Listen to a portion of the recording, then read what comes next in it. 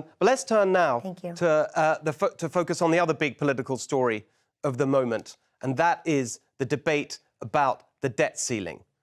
This week, America hit its debt ceiling, prompting Janet Yellen to take what she called extraordinary measures to delay a default until June. You know what would really be extraordinary? Janet Yellen actually taking some responsibility for the years of destruction she has wrought on our country. It's hard to think of a single person on the planet who's done more to hurt Americans economically. As chairman of the Fed, she led the monetary boom that goosed the assets of the uber-rich while stoking the inflation that crushed the poorest. As Treasury Secretary, she pushed the massive, reckless Biden spending that fueled the inflation fires she created. And now, when House Republicans demand accountability and fiscal sanity, she says, nope, not happening. We have to raise the debt ceiling. So our children and grandchildren have to pay for Yellen's mistakes. And that's their position. We will not be doing any negotiation over the debt ceiling. We should be dealing with the debt ceiling without conditions. We're not going to negotiate on this, so we're just not going to negotiate about that. What? It's their job to negotiate. The voters chose divided government. When Democrats win, they say elections have consequences. But when Republicans win, Democrats just ignore it and carry on as before. You might even call it election denying.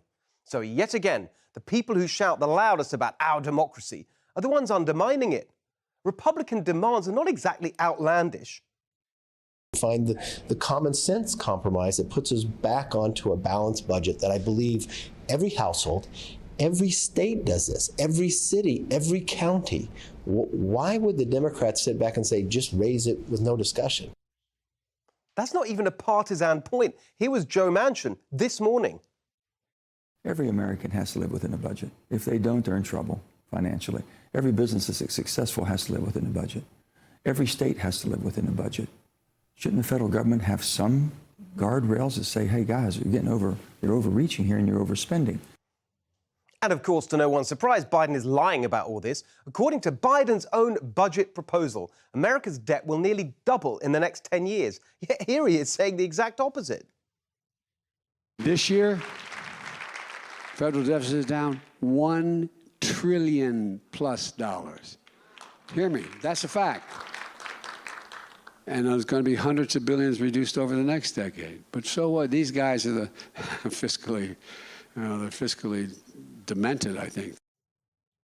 Demented? Takes one to know one, I guess. Think about what you'd think about. How quickly we forget? Fewer. Not more, fewer. Well, I'm sick and tired of smart guys. What am I doing here? What is demented, Joe, is claiming things are going to get better when your own budget says they're going to get massively worse. What's demented is sitting there like a baby, chucking your toys out of the crib, refusing to negotiate, pretending to have won an election your party lost. And what's demented is the fact that in less than a decade, between 2014 and 2021, the budget of the federal government just about doubled. Doubled!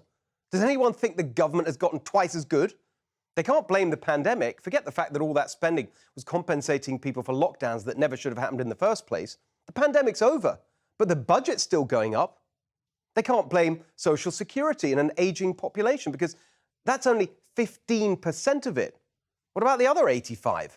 Yes, we do have an aging population and we do need to protect Social Security, as President Trump argued just this week. All the more reason to rein in the rest of the spending so we don't make our seniors pay for the government's bloat. The federal workforce is now over 9 million. In a bureaucratic monstrosity so sprawling and unaccountable, they can't even tell us how many departments and agencies there are, let alone what they do or why they're needed. Take it from someone who's worked inside a government machine. Most of them are not needed. Worse, most of them are not even constitutional. Let's remind the swamp of the 10th Amendment.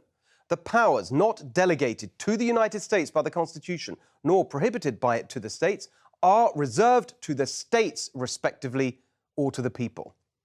Democrats and the media scream and squawk that spending control means unimaginable pain for America. What planet are they on? Reducing spending isn't some crazy right-wing fantasy. If we just went back to where we were at the end of the Obama administration, would be cutting it by almost half. Look at the contrast between the government and the private sector. Tech companies massively expanded in the pandemic. Now, circumstances have changed, so they're cutting back. When do you ever see the government doing that? This massive debt we have, it is all the result of irresponsible politicians spending money we don't have. It's been nearly a quarter century since the federal government spent less than what comes in. We entered this century with a surplus.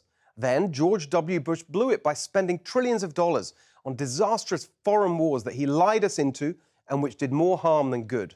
No more. No more irresponsibility. No more stupid political games. It is time to get serious. Tell us what you think on the new free Twitter at NextRevFNC and at Steve Hilton X, and share this message when we post it. Hi, everyone. I'm Brian Kilmeade. I want you to do me a favor. I want you to click to subscribe to the Fox News YouTube page. This is the only way that I know for sure that you're not going to miss any great commentary, any great news bites, any great interviews coming your way on Fox. You can get it all here on YouTube. So subscribe right now.